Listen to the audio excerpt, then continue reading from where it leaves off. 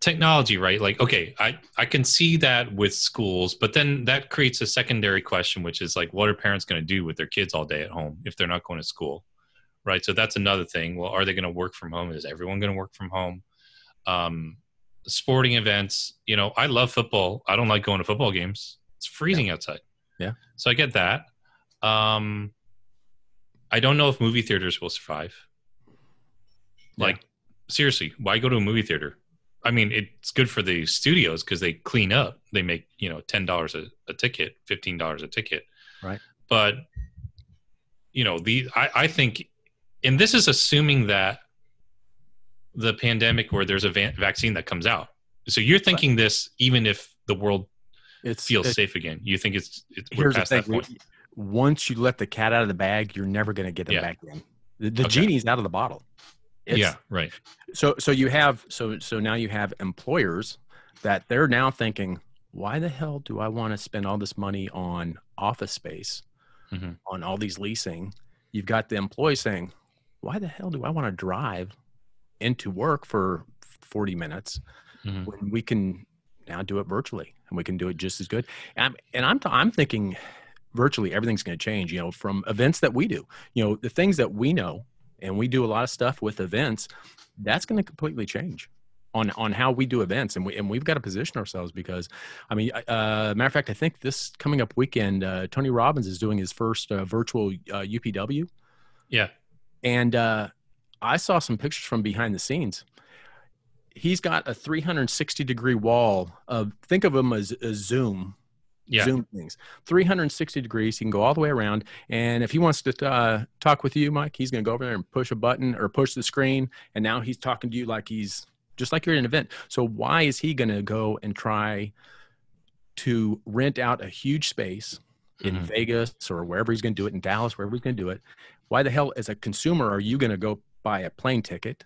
Are you going to rent a hotel when you can simply sit down and have the same virtual reality experience? I just think I think we're at the point of the technology being there and the pivot of the need, the explosion to push us over the edge.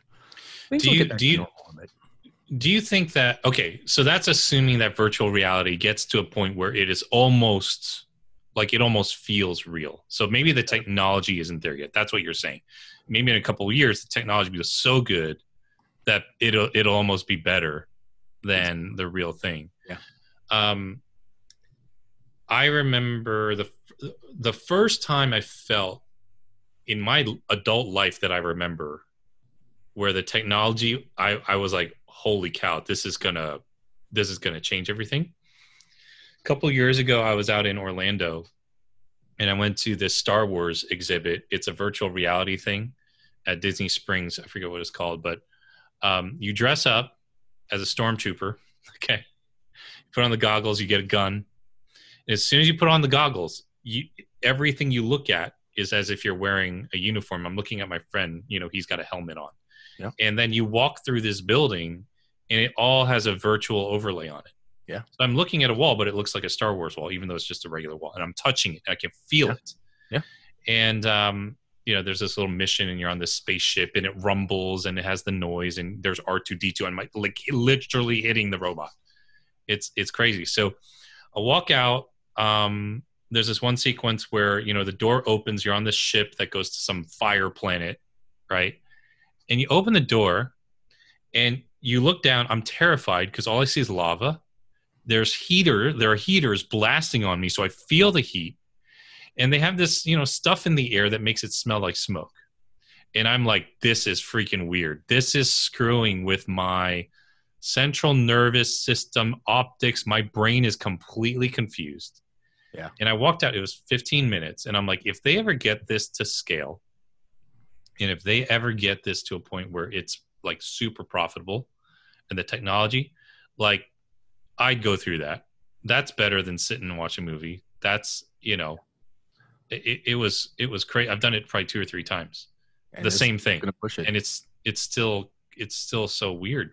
Hey, it's Mike Kim here. Thanks so much for checking out my YouTube channel where we talk all about building a personal brand business. That means you as a coach, a speaker, a content creator, how to market your content, how to create great content that people love. Make sure you hit that little notification bell, subscribe to the channel so that you never miss a video. So glad you're here.